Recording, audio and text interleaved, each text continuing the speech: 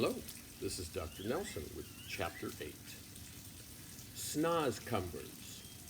But if you don't eat people like all the others, Sophie said, then what do you live on? That is a squelching tricky problem around here, the BFG answered. In this slosh-flunking giant country, happy eats like pineapples and pigwinkles is simply not growing. Nothing is growing except for one extremely icky-poo vegetable. It's called the snozcumber. The snozcumber? Cried Sophie. There's no such thing. The BFG looked at Sophie and smiled, showing about 20 of his square white teeth. Yesterday, he said, we was not believing in giants, was we? Today, we is not believing in snozcumbers. Just because we happen not to have actually seen something with our two little winkles, we think it is not existing. What about, for instance, the great squizzly Scotch hopper? I beg your pardon, Sophie said. And the humble crimp. What's that? Sophie said. And the rascal? The what? Sophie said. And the crumpscottle? Are they animals? Sophie asked. They's common animals, said the BFG contemptuously. I is not a very know-all giant myself, but it seems to me that you is an absolutely know-nothing human being. Your brain is full of rotten wool. You mean cotton wool, Sophie said. What I mean and what I say is two different things, the BFG announced rather grandly. I will now show you a snozcumber. The BFG flung open a massive cupboard and took out the weirdest looking thing Sophie had ever seen. It was about half as long again as an ordinary man, but much thicker. It was about as thick around its girth as a perambulator. It was black with white stripes along its length, and it was covered all over with coarse knobbles.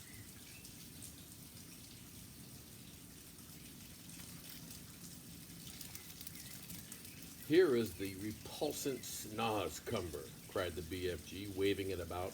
I squabble it, I mispise it, I desponge it. But because I is refusing to gobble up human beings like other giants, I must spend my life guzzling up icky-poo snozcumbers instead.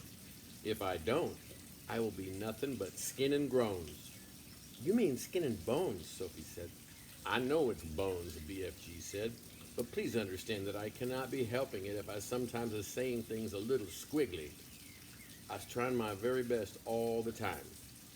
The big friendly giant looked suddenly so forlorn that Sophie got quite upset. I'm sorry, she said.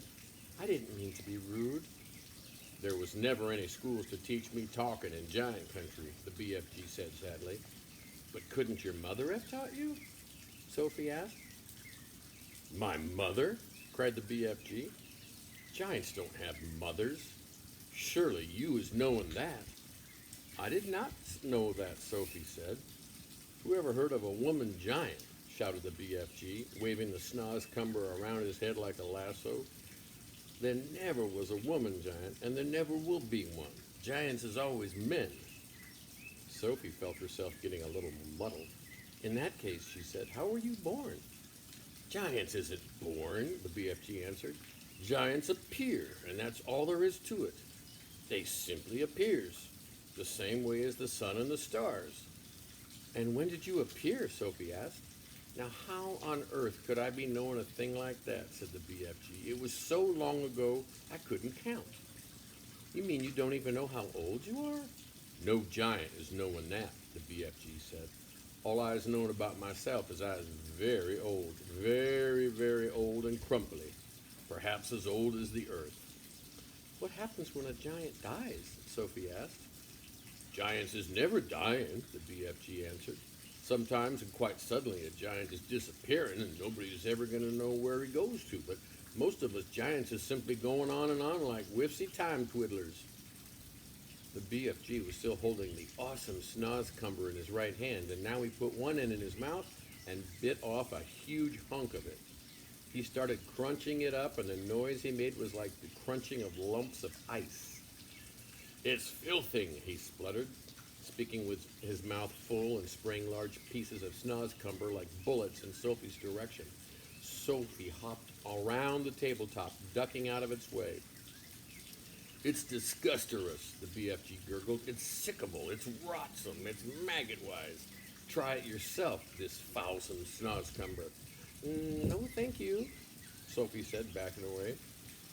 It's all you're going to be guzzling around here from now on, so you might as well get used to it, said the BFG. Go on, you snipsy little winkle, have a go. Sophie took a small nibble. Ugh, no, oh gosh, oh help. She spat it out quickly. It tastes of frog skins, she gasped, and rotten fish. Worse than that, cried the BFG, roaring with laughter. To me, it's the tasting of clock coaches and slime wanglers. Do we really have to eat it? Sophie said. You do unless you're wanting to become so thin you'll be disappearing into a thick ear. Into thin air, Sophie said. A thick ear is something quite different. Once again, that sad, winsome look came into the BFG's eyes. Words, he said, is such a twitch-tickling problem to me all my life. But you must simply try to be patient and stop squibbling. As I'm telling you before, I know exactly what words I'm wanting to say.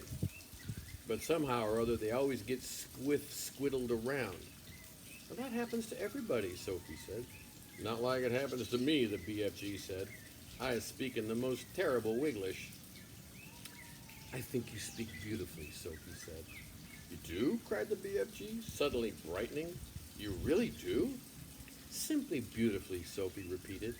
Well, that's the nicest present anybody's ever given me in my whole life, cried the BFG. Are you sure you're not as twiggling my leg?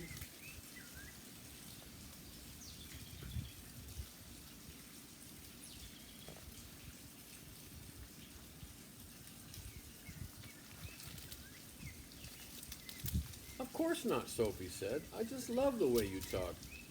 How wonder-crump, cried the BFG, still beaming. How whoopsie splunkers, how absolutely squiffling I is all of a stutter. Listen, Sophie said, we don't have to eat snozcumbers. In the fields around our village, there are all sorts of lovely vegetables like cauliflowers and carrots. Why don't you get some of those next time you go visiting?